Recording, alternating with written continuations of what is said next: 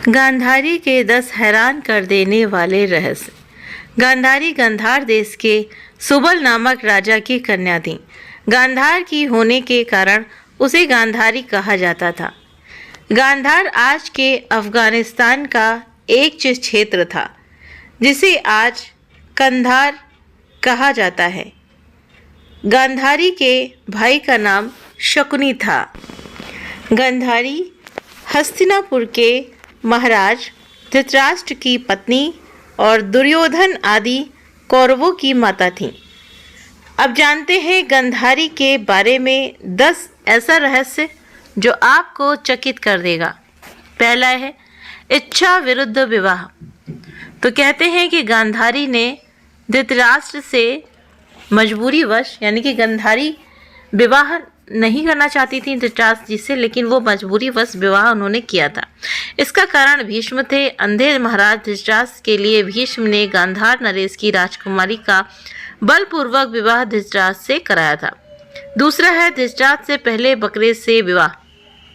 किंवदंती अनुसार ऐसा माना जाता है कि गांधारी का विवाह धृतराष्ट्र से करने से पहले ज्योतिषियों ने सलाह दी कि गांधारी के पहले विवाह पर संकट है, अतः इसका पहला विवाह किसी और से कर दीजिए, फिर धृतराष्ट्र से करें। इसके लिए ज्योतिषियों के कहने पर गांधारी का विवाह एक बकरे से करवाया गया था। बाद में उस बकरे की बलि दे दी गई थी। कहा जाता है कि गांधारी को किसी प्रकार के प्रकोप से मुक्त करवाने के लिए ही ज्योतिषियों ने ये सुझाव दिया था। इस कारणवश गांधारी प्रतीक रूप में विधवा मान ली गई और बाद में उनका विवाह धृतराष्ट्र से कर दिया गया। गांधारी ने भी बांधी आंखों पर पट्टी। तो ये तीसरा रहस्य है। गांधारी को पहले से ही पता था कि उनका होने वाला पति अंधा है। गांधारी ने पतिव्रत धर्म का पालन करते हुए अपनी आंखों पर जीवन भर के लिए पट्टी बांध ली थी। इसी कारण गांधारी का संसार की पवित्रता और महान नारियों में विशेष स्थान है। जब धृतराष्ट्र को हुई गलतफहमी, चौथा कारण यह है, गांधारी एक विधवा थी। ये सच्चाई बहुत समय तक कौरव पक्ष को पता नहीं चली। ये बात जब महाराज धृतराष्ट्र को पता चली तो वे बहुत क्रोधित उठे। उन्होंने समझा कि गांधारी का पहले किसी से विवाह हुआ था और वो ना मालूम किस कारण मारा गया। धृतराष्ट्र के मन में इसको लेकर दुख उत्पन्न हुआ और उन्होंने इसका दोषी गांधारी के पिता राजा सुबाल को माना। धृतराष्ट्र ने गांधारी के पिता राजा सुबाल को पूरे परिवार सहित कारागार में डाल दिया।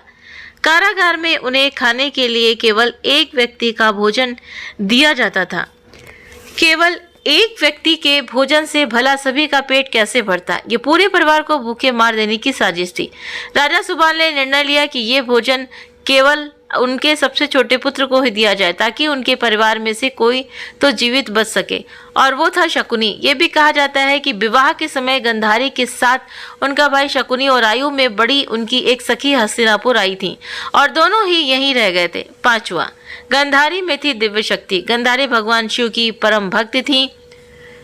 शिव की तपस्या करके गांधारी ने भगवान शिव से यह वरदान पाया था कि वो जिस किसी को भी अपने नेत्रों की पट्टी खोलकर नग्नावस्था में देखेंगी उसका शरीर वज्र का हो जाएगा। युद्ध से पहले ऐसे में गांधारी ने अपनी आंखों की पट्टी खोलकर दुर्योधन के शरीर को वज्र का करना चाहा, लेकिन कृष्ण के बहकावे के कारण दुर्योधन ने अपने गुप्तांग को पत्तों से छिपा लिया था, जिसके चलते उसके गुप्तांग और जांघें वज्र के समान नहीं बन पाए।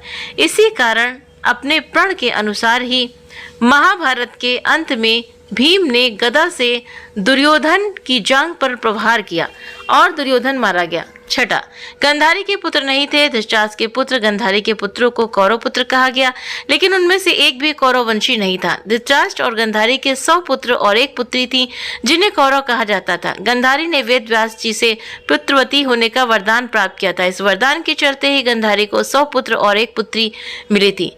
उक्त सभी संतानों की उत्पत्ति 2 वर्ष बाद कुंडों से हुई थी।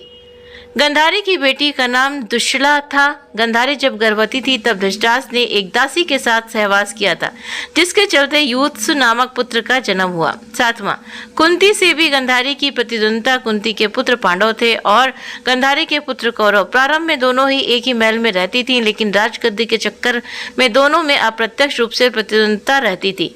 कुंती एक अद्भुत महिला थी, पति की मृत्यु के बाद कैसे उन्होंने अपने पुत्रों को हस्तिनापुर में दाखिल करवाकर गुरु द्रोणाचार्य से शिक्षा दिलवाई और अंत में उन्हें राज्य का अधिकार दिलवाने के लिए प्रेरित किया।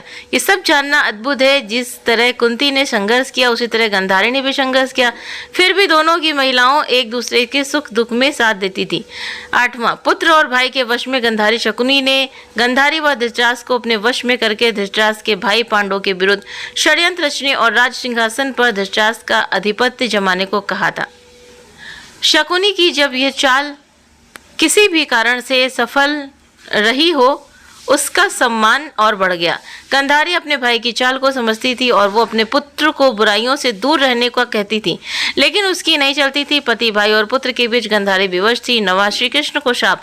गांधारी के सभी 100 पुत्र महाभारत के युद्ध में मारे गए। अंत में दुर्योधन का जब भीम ने वध कर दिया।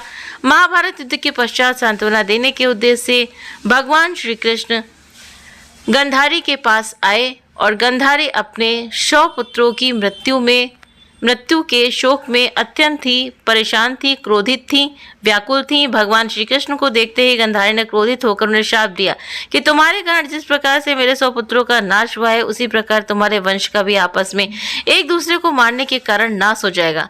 भगवान श्री कृष्ण ने गांधारी से कहा, देवी, मैं आपके दुख को समझ सकता हूँ। यदि मेरे वंश के नाश से तुम्हें आत्मशांति मिलती है तो ऐसा ही होगा। भगवान श्री कृष्ण ने माता गांधारी के उस शाप को पूर्ण करने के लिए अपने कुल के यादवों की मति फेर दी।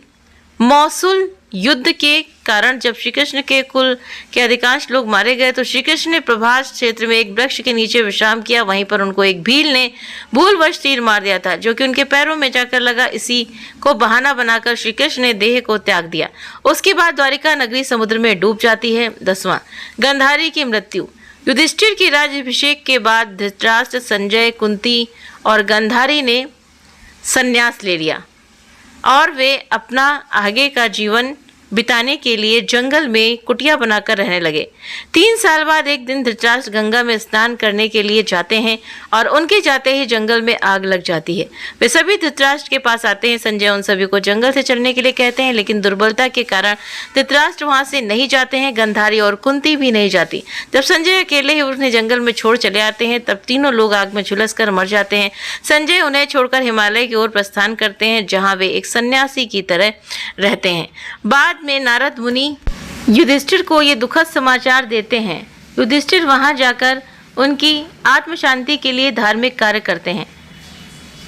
तो ये गांधारी के 10 अनमोल बहुत ही ज़्यादा रहस्य, मतलब जो कि बहुत कम ही लोगों को पता होंगे कि गांधारी क्या थी, कैसे उनका विवाह हुआ था। हालांकि महाभारत में ये सब दिखाया गया था, लेकिन पूरा डिटेल इसमें पता चलता है, इस कहानी से पता चलता है कि गांधारी के वो 10 रहस्य आखिर कौन कौन से थे।